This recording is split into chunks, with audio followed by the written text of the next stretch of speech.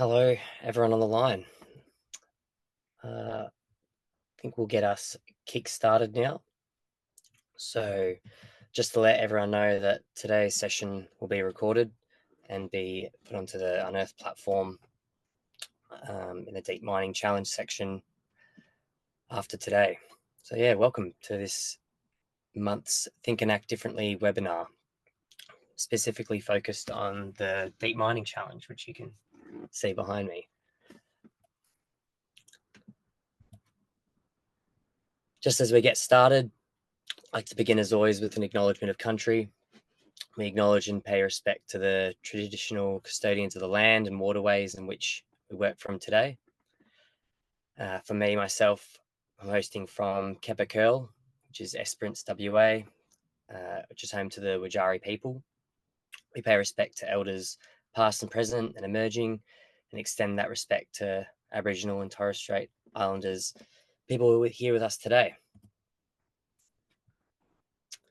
Your hosts for today are myself, Innovation Engineer with Unearthed and TAD Consultant. On the line as well, we have Andrew, Lead Principal in Innovation Delivery with TAD, Josephina, Principal Tech Mining Engineering, and Ewan, Manager of Mining and Geotechnical, part of the TAD team. Just to run through a quick agenda of today's proceedings, I've just run through our welcome and introductions. Next, I'll hand over to Andrew to talk about BHP and TAD opportunity streams, and I'll speak a little bit more to the open house and that process.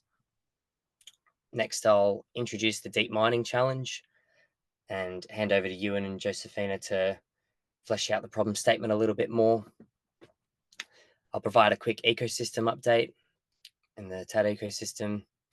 And then along the way, if you have any questions, feel free to leave them in the chat. And at the end, we'll set some time aside to have an open discussion and Q&A session. Awesome. Andrew, I'll hand over to you now.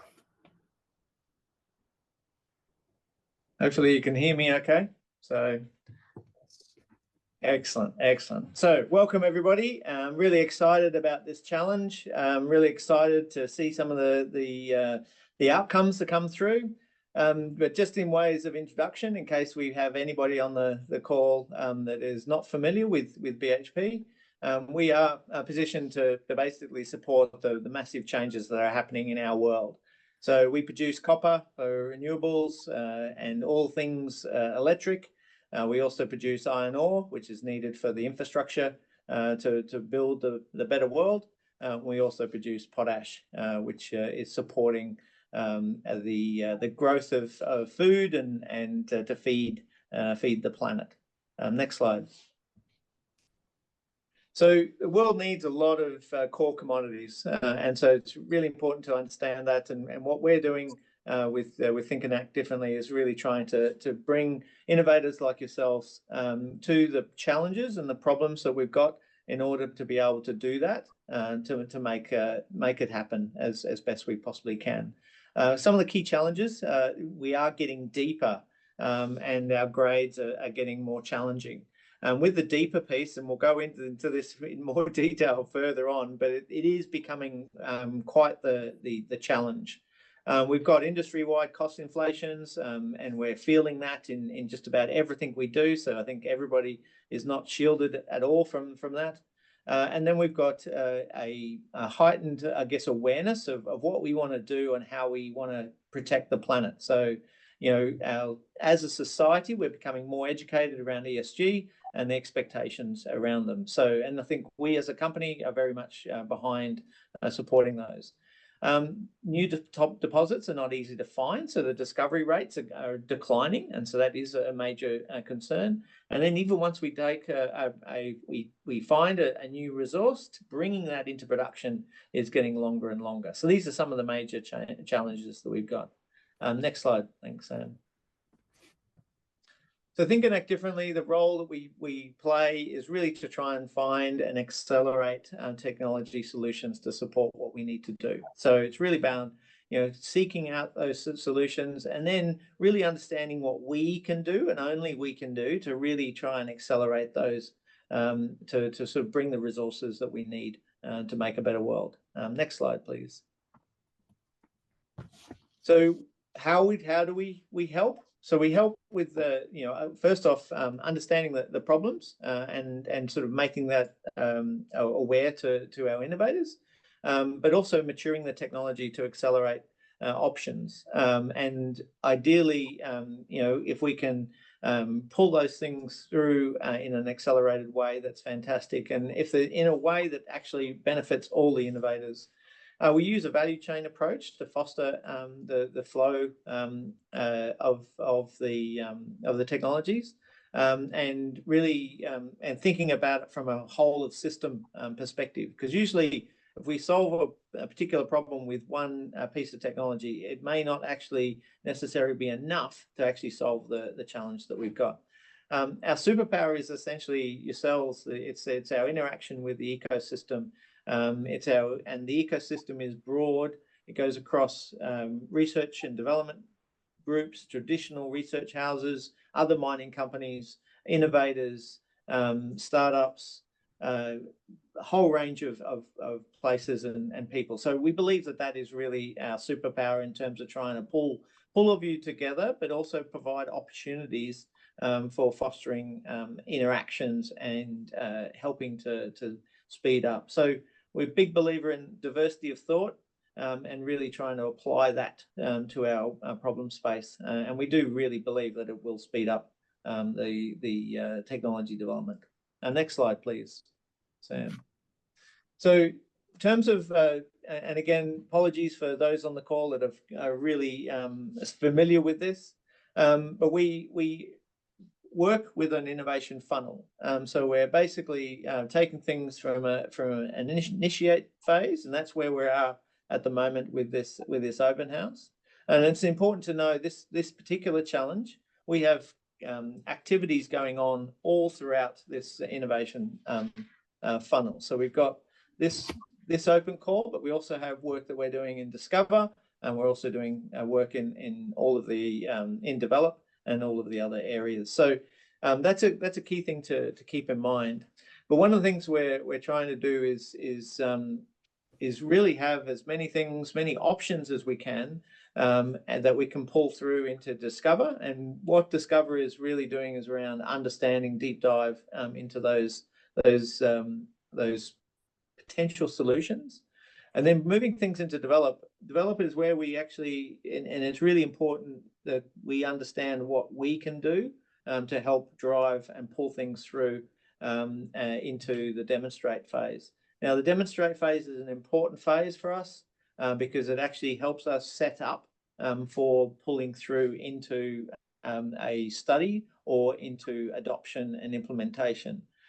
So each one of these phases are really important, but it's just wanted to sort of highlight where we are in the journey. Next slide, please, Sam. One exciting aspect that we've got, and this is another, I guess, execution mode that we've got, is a joint venture, and it's a joint venture for accelerating new and emerging technologies. We call it the Think and Act Differently joint venture, and as you can see, it's got some fantastic names on the screen. And these were the key companies that helped us set up this joint venture.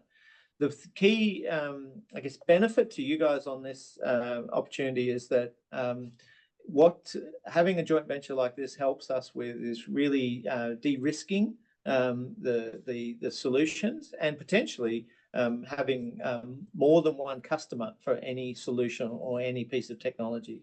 So de-risk it from a variety of perspectives, and so hopefully everybody who's thinking of entering this challenge will welcome the exposure to this capability, the joint venture, because I think it's really exciting, and I think it'll provide opportunities to not only interact with ourselves but interact with our peers at these companies.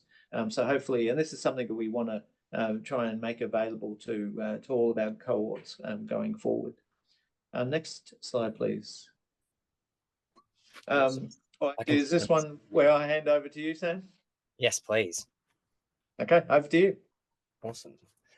So, the TAD Open House is a platform where innovators can share their unique solutions to our high level problem statements that we organize with the Think and Act Differently team. And through the TAD Open House, we invite you to share your ideas and seek our support and funding to trial and tested ideas in a collaborative environment. And that's where the TAD Accelerator comes into play, where this program, the idea of it is to bring innovators together to validate and test their new ideas, run critical experiments, generally over a 12-week period, um, and yeah, unlock these emerging technologies with the assistance of operational insights, data, and even some ore samples in some cases from BHP's assets. As you can see to the right, each open house has a key theme, and yeah, each majority of the time we explore this accelerator through a cohort model where like-minded innovators run adjacent critical proof of concept experiments together as funded by TAD. And as Andrew alluded to, in an emerging way, the TAD joint ventures will members will start getting involved. So we understand that this open innovation process is a two-way street or two-way flow. It's just as crucial for information, knowledge, expertise to flow outwards from our organizations as it is to bring ideas and capabilities in through innovators and startup businesses and whatnot.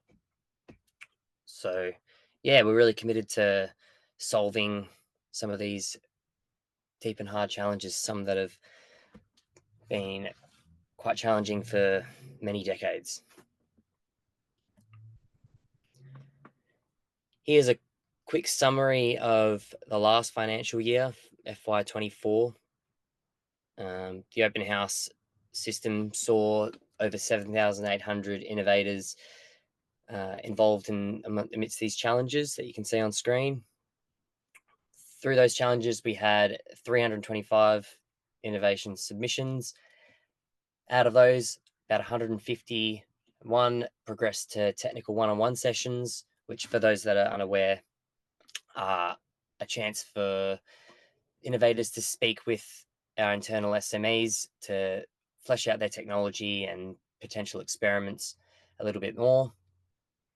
And 50 of these have progressed since to the next phase, which is generally that cohort model, running a 12-week critical experiment in a cohort, or otherwise some of these have even been fortunate enough to progress directly to site trials or other internal proof of concept experiments that will lead to that.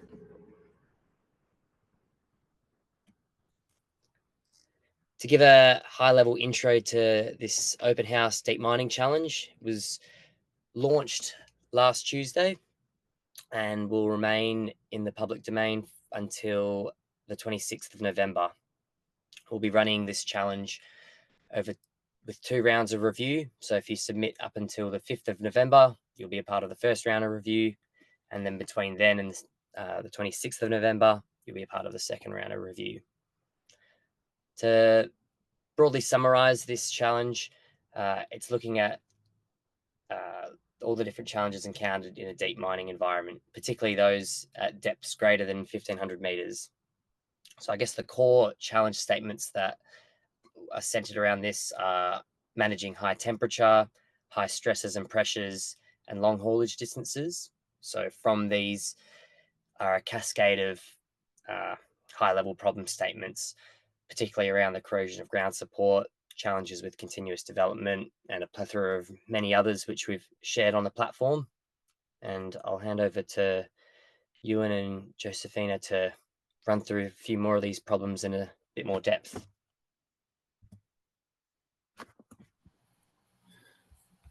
Thanks, Sam. As Sam mentioned, I think we're expecting a wide range of people to be joining these challenges. So I wanted to give an overview. I'm sure some of the experts will know these mining methods more intimately, but others it will be really unfamiliar. So When we look at how we're going to provide the copper for the energy transition, so as Andrew mentioned, we're looking at new ore bodies and deeper parts of our existing ore bodies. And so we're looking to go deeper than current mining operations, and that depth provides challenges that require novel ways of extracting the ore to be safe, efficient, and economically viable. And sometimes these ore bodies may be covered by great depths of barren cover rock. So that could extend up to like 800 meters in some places. And the way that these deposits were formed means that there is a lot of high stresses in the horizontal direction that's impinging on the mining excavations and can create difficult mining conditions when we start to excavate large amounts of rock. So even if these mines are not going to be the deepest in the world, stresses can be really high and equivalent to some of the deepest mining operations that we've seen around the world.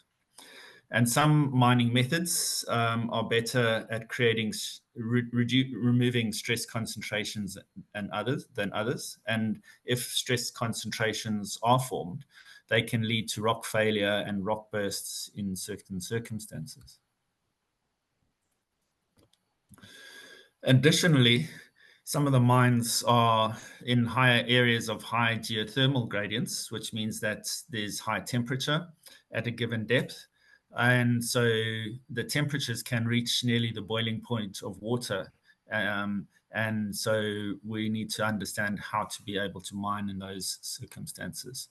And then talking of water, the water that flows through these regions can be quite saline, containing corrosive chemicals, with the potential to rapidly degrade any metals that we use in mining equipment and also in support. So the deeper we mine, the tougher it becomes to move to these excavated material to the surface in an efficient and sustainable way. Thanks, Sam. If we can go to the next slide. So here we've shown 3 conventional mining methods that we're using in many different operations around the world for bulk mining. So including on the left sub-level open stoping, sub-level caving in the middle, and block caving on the right. So each of these has their advantages and disadvantages as mining extends to greater depths, depending on the ore body geometry. We would like to be able to help you to understand these methods and how we can improve on these methods. Specifically, as you see, there's a lot of mining equipment required to extract the rock, and how can we move people out of dangerous areas. Sam, if we can go to the next slide, please. So what are we looking for in this challenge? We're looking for folks who have technologies that will assist us in excavating the hardest rocks, to move material to the surface quickly and efficiently, or perhaps even not taking it to the surface and doing some processing of it underground. So looking for new ideas around that. Sam, if we could go to the next slide. As we mentioned earlier, removing people from dangerous areas is really important to us, and we feel it requires novel automation technologies that's not just replacing the current processes, but looking at different and more efficient methods. Moving to large-scale robotic operations will require remote maintenance and complex situational awareness between people and machines. So we're looking to find out if you have technologies that will enable us and the machines to work together, and how can they repair themselves, for example. Sam, if we can go to the next slide. So to summarize, this is really a wide-ranging and difficult challenge that many companies around the world are considering. And so let's see where we think you can help us. Perhaps you have novel excavation technologies to help us enable to mine faster, or you've been successful elsewhere and not yet applied in our mines. Maybe you're interested in providing geological or geotechnical information at a rapid rate, to provide us with a full 3D view of the rock mass that we'll be entering in the shortest possible timeframe.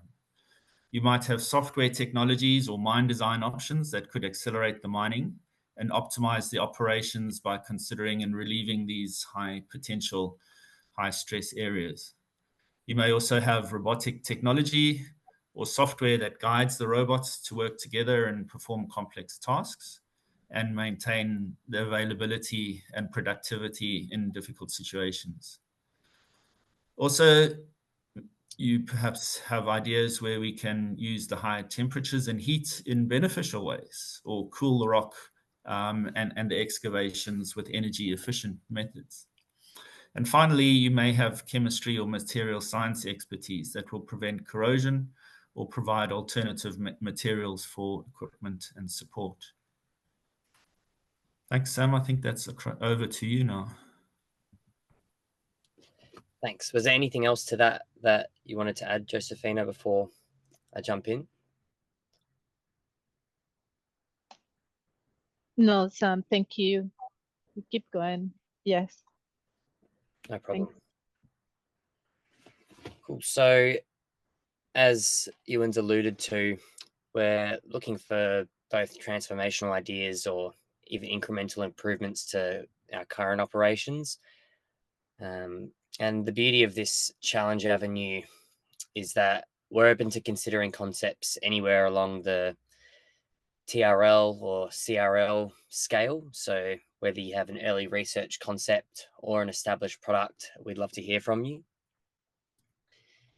For those that are selected to progress forward in this challenge, you'll be provided with structural models of real and synthetic data from BHP assets, geotechnical data, and deep ore body dimensions from these assets too, to help progress your submission onward. Just to give a quick ecosystem update, the TAD ecosystem. First, we'll jump into the congratulations to the scalable and adaptable mining cohort. So this was a challenge ran 2-3 years ago. And in July, the members of this cohort were awarded the 2023 Coalition for Energy Efficient Comminution Medal for technical research, which has been a great outcome and a demonstration of some of the flow-on effects of the TAD Accelerator program. We also have some people from both the Unearthed and Think and Act Differently team attending MinExpo in Las Vegas next week.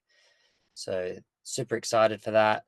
There'll be a few TAD/BHP adjacent events ran alongside this event. So if you're eager to get on board, then let us know and we'll get in touch. The TAD team also have published their website recently, thinkandactdifferently.com. So feel free to check it out and learn a little bit more. And then in terms of some recent cohorts, the ISR cohorts wrapped up quite recently with all the innovators completing their experiments. So shout out to all those involved. The creative copper cohort, the members have just been selected and are progressing through scope of work development. So the successful candidates will be announced quite soon. In the Comminution Challenge, there are 12 finalists that are working together with us and Sedgman to understand the opportunities of their comminution technologies through various desktop studies. And then also the biometals cohort kicked off about a month ago with 8 different innovators on board. Great. Well, thanks everyone for your attendance. If anyone has any questions, now's your chance to ask away. Don't think we've had any in the chat thus far, so feel free to jump in if anyone has anything.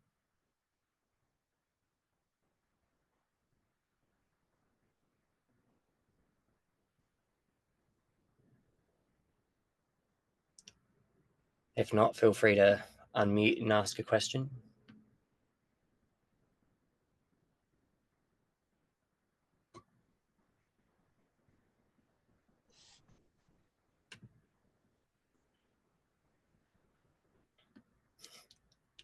Cool. We've got Anna asking, does this call also cover aspects of in situ mining?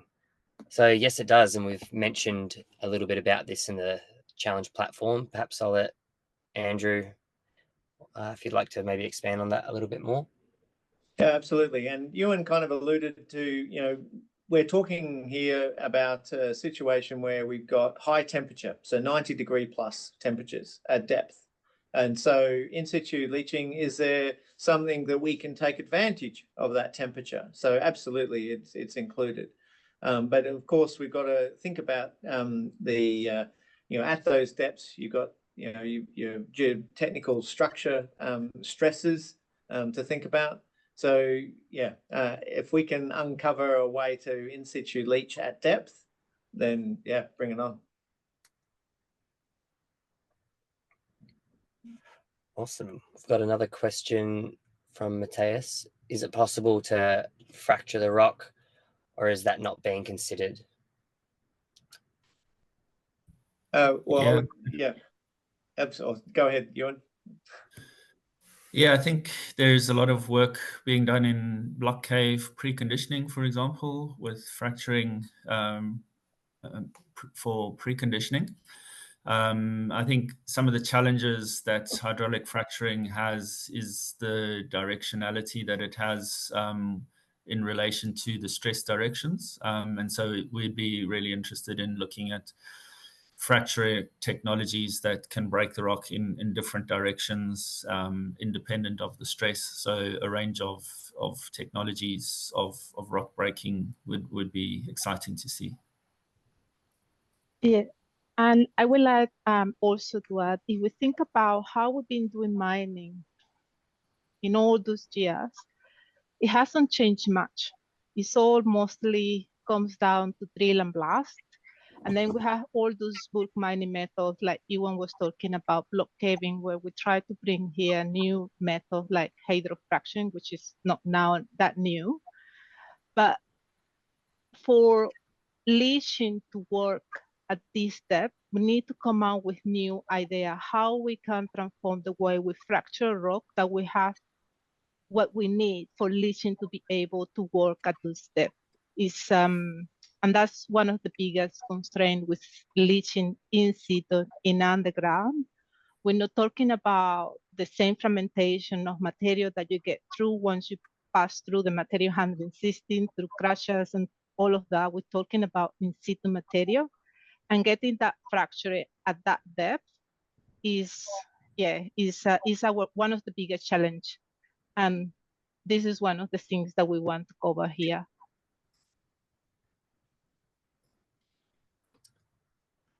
Thanks, team. Another question that Harshit has jumped in and answered, is this challenge open for international startups? As Harshit has said, yes, absolutely open to all. I think the recent challenges that have led to cohorts that I mentioned previously in biometals, comminution, and now the emerging creative copper recovery, we have people in those cohorts from South America, the US, China, some European countries, so and across Australia. So yeah, we're really open to hearing from anyone. It doesn't matter your geographical location.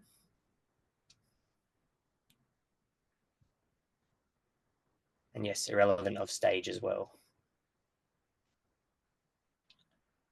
Ooh, another question. Have you already tried to use visual positioning in underground? Andrew's mentioned open to ideas on that. Yeah, so the answer is yes, we have, but it's, this is, a new, nobody's done anything at these depths before. So we're open to all sorts of ideas.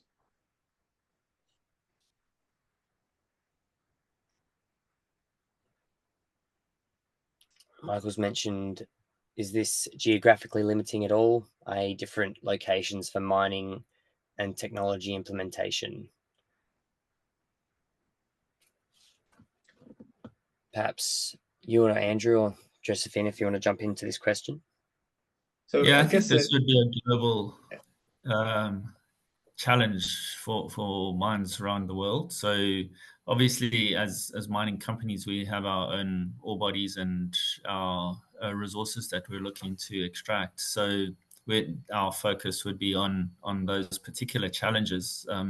But we feel then that the technology that will solve our problems are the same technologies that will solve these problems around the world.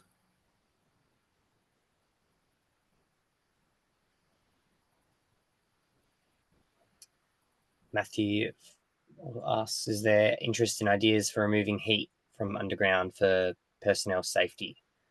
Yes, that's one of the, if we continue to do mining as we do, without having the technology that replaces people in underground, this is priority number one, along with the ventilation systems.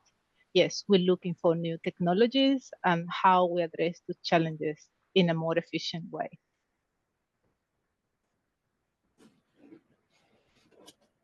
Awesome. Thanks, Josephina. We have another question. How is the selection process going to work and what is expected for the first round? I'd be happy to answer that one. So the selection process flows from that challenge end date. The round one will finish from there. We will do our review process with our internal SMEs. Innovators will hear back as to whether or not they progress to a technical one-on-one session or a TAD one-on-one session with our SMEs to further discuss your technology, talk about a critical experiment that you would run, and talk about the collaborative space that the cohort model would look like. And then in adjacency, that'll happen with the round 2 review. We'll hit an endpoint where we decide on which people from that tech one-on-one stage will progress further. They'll progress to developing their scope of work on their critical experiment in collaboration with our internal SMEs and TAD stakeholders. And also given the additional data that I mentioned earlier that'll be provided. And yeah, we'll progress forward from there. The cohort likely kicking off somewhere in January or February, but all will be confirmed, highly dependent on the number of submissions. If there's 100 submissions versus 20 submissions, the process may take longer or shorter, so be as prompt as possible.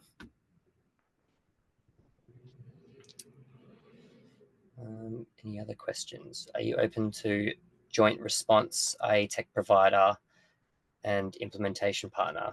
Yeah, absolutely. On the challenge platform, you have the opportunity to make your submission with other collaborators, so you can submit together and you can let us know about your collaboration or the work that you're conducting.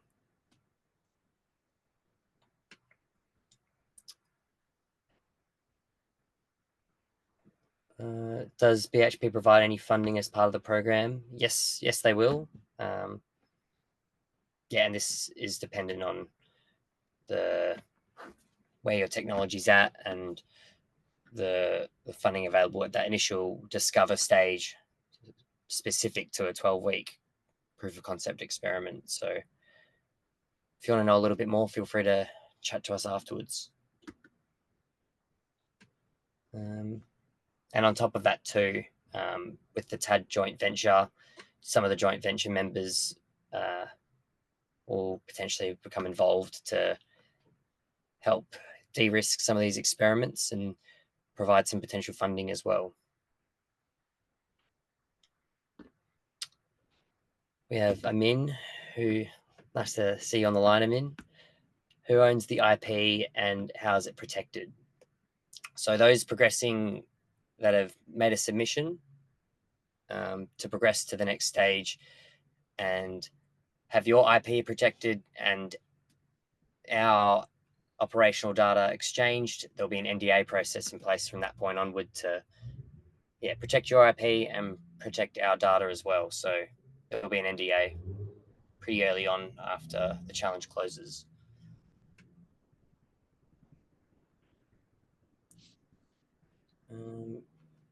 Another question with reference to Andrew showing the innovation process in gates. Is the use and adoption of AI in conjunction with robotics and mining technologies a consideration at this phase or more in the develop phase? Do BHP bring the potential partners together, or do we need to do this ourselves prior to submission? So I can answer this. So similar to what we've mentioned. So at this point, it really is just understanding, what are possible ideas. And so, yeah, the answer is absolutely yes. Artificial intelligence in conjunction with robotics and mining technologies is a very much a consideration. So, but don't think that it has to be a fully developed concept. So what we're looking for is ideas, concepts that we can pull through. To answer the second part of the question, does BHP bring potential partners together? Absolutely, we do. So this is all about working together as we progress solutions. So at this early stage, we're really after those ideas, the concepts that really could potentially turn the dial on this opportunity, really make a difference in how we actually address or deal with this problem. So everything's open, and then as we pull things through those through the process, through those gates, there'll be additional requirements. There'll be additional potential partners required. There'll be more experimentation required. So yeah, this is really the beginning of a whole process. Hopefully that helps. Great, and thanks, Andrew. We have one final question. Gideon, to what extent is this challenge related to data analytics and predictive monitoring and maintenance? How could AI be leveraged to drive optimal outcomes? I'll let Andrew. I think there's two aspects to this. We here are looking for novel mining approaches. So definitely, I'm sure AI and technologies could assist us in looking at optimal outcomes, new ways of mining. I think there's a lot of work being done on operational efficiency at the moment, and there's probably different ways of connecting with that. But I think it's important to make the submissions, and then we can see where the best approach is to linking in your particular technologies. Andrew, do you have any other comments on that? No, absolutely. Because there could be things that we may pull all the way through. You might have, there might be something that comes through that we just have not been aware of, and it may have come from another industry. Might be a mature solution that we could potentially, pull through very, very rapidly. But then there could be also other aspects that are going to take a lot of work, but the reward will be there. So it'll be a combination. But yeah, super excited in any submission.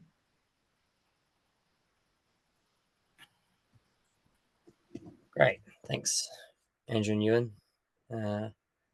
Last call. Any final questions? Well, Gideon's asked another one, and just sort of emphasising exactly what I was saying. We are expecting, we're hoping to see examples from many other industries, and so oil and gas, absolutely. They've already been operating in the deep and some very inhospitable areas. So yeah, hoping to see a number of solutions coming from oil and gas, but many other industries as well.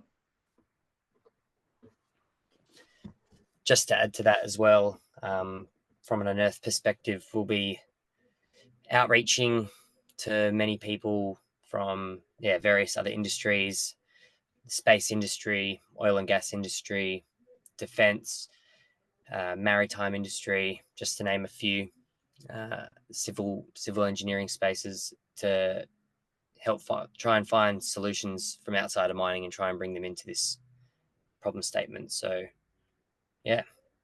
Sam, I also would like to add about the preventive monitoring and maintenance. When we think about underground, mostly we go and think about all the production rigs, the development rigs, trucks and loaders. But then we leave a little bit behind all those mind services that are required for those activities to be able to be executed, for those activities to be able to happen. So those mind services are principal enablers, and we're talking about air, water, power, and all of that go all the way to the workshops that we have underground where we do maintenance for the heavy equipment, but also that go all the way to the phases where the ore is coming from or where the activities are happening. Being able to actually predict and monitor how those services are performing and that we replace or maintain them at the adequate rate that we keep up with productivity in underground is very important, is very crucial. And that's something that has been somehow neglected when we keep advancing into automation for open pits and underground. And it's something that we are really interested also to see, yes, about how we do that monitoring and maintenance, prevent monitoring and maintenance for the mine services in underground, including ventilation as well.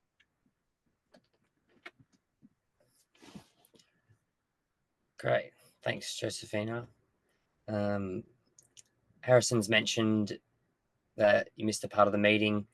This, just to let everyone know again, as a reminder, any latecomers, this whole session's been recorded, so it'll become available on the Unearth platform under the Deep Mining Challenge for those that are interested, and likely sent out in our newsletter too. Might let this be the last question from Paolo. How will you assess the financial viability of the initiative? The accessibility to the ore deposit alone represents a significant cost. It's a good question. Perhaps you or even Andrew, if you want to touch on that. Yeah, I think I could answer. I think as part of these studies, we work through value cases, and each of the mining companies will have their own value propositions. And as we understand how the different technologies link, we will find out where they can unlock value for us. So I don't think we're looking for each of these technologies to be themselves as, unlocking all the financial viability. So they're going to be part of a system, and they're going to be working together, and we'll see how those parts work together and create value for the whole operation. Absolutely. And just to quickly add to that, yeah, it's worth mentioning that a lot of these challenges, there's no point solution to them. That's why we go out to the market in this way to run these challenges, to try and bring together like-minded individuals and run these cohort processes to invite collaboration, as it's generally one of the best ways that these innovation processes can progress. Great. Thanks everyone for coming along today. Please get in touch with us if you have any other further questions or want to learn a little bit more about the challenge process, the Think and Act Differently team, or anything like that. Yeah. Thank you very much. We'll see you in the platform.